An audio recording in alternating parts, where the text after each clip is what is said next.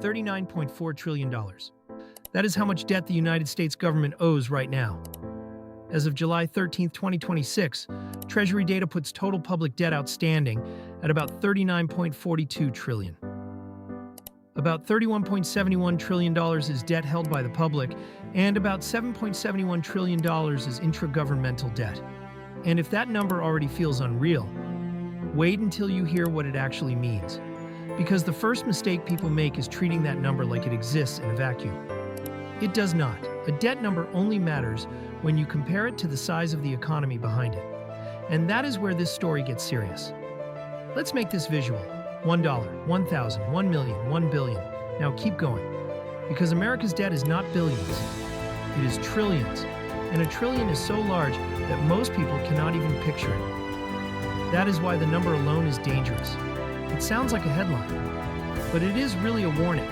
Now ask the real question, not just how much does America owe, but how big is America's economy compared to what it owes? That question is called debt to GDP.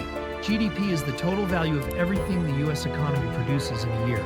And Treasury says this ratio matters because it shows the burden of debt relative to economic output.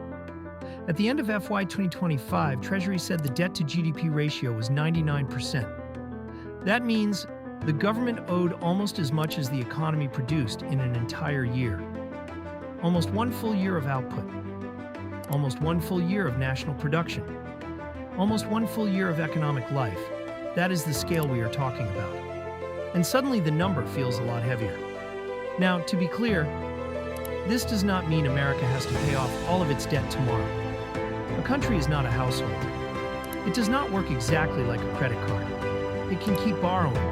It can keep rolling debt forward. And as long as the economy keeps growing, the system can continue functioning.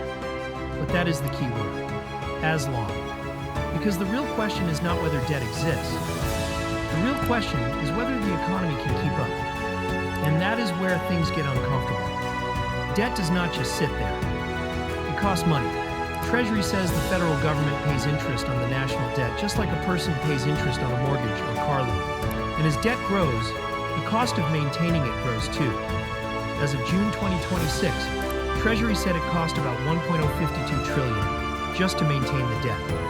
That is roughly 19% of total federal spending. Pause on that for a second. $1.05 trillion. Not for a new road, not for a new school, not for better healthcare, not for a stronger future, just to keep the debt running.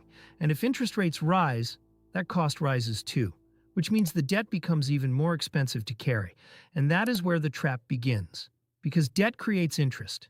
Interest creates pressure.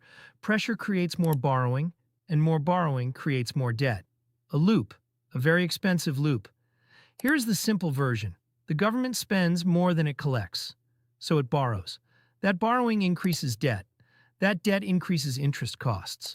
Those interest costs take up more of the budget. So now there is less room for everything else. Infrastructure, defense, education, healthcare, emergency spending. Everything starts competing for the same dollars. And if debt grows faster than GDP, the burden gets heavier. If GDP grows faster than debt, the burden becomes easier to manage. That is the whole game. That is the entire story. Not just debt, not just growth. But which one is moving faster? This is the moment where the audience should go quiet. Because the real question is not, is debt bad? Debt is not automatically bad. The real question is, can the economy keep growing fast enough to support it? That is the line between manageable and dangerous. Between stable and unstable. Between a government that can handle the pressure and one that slowly gets squeezed by its own bills. And right now, the latest Treasury figures say the debt is still manageable. But the margin is tighter than most people realize. Tighter than the headlines suggest. Tighter than the average viewer assumes. So when you hear America owes $39.4 trillion, do not think of it as just a giant number. Think of it as a scoreboard. On one side, the debt. On the other side, the economy that has to support it. And when those two numbers get too close, every decision starts to matter more. Every interest rate change matters more. Every budget choice matters more. Every delay matters more. Because the bigger the debt gets relative to GDP, the harder it becomes to ignore. So, what happens next? Will America's debt destroy the country? Not necessarily. That is too simple. Will it disappear? No. That is not realistic either. The real story is somewhere in between. America's debt is not just large, it is large relative to the economy that supports it. And that is why this issue keeps getting harder to solve. Not because the number is scary, but because the math is real. And math does not care about politics. It does not care about speeches. It does not care about headlines. It only moves in one direction.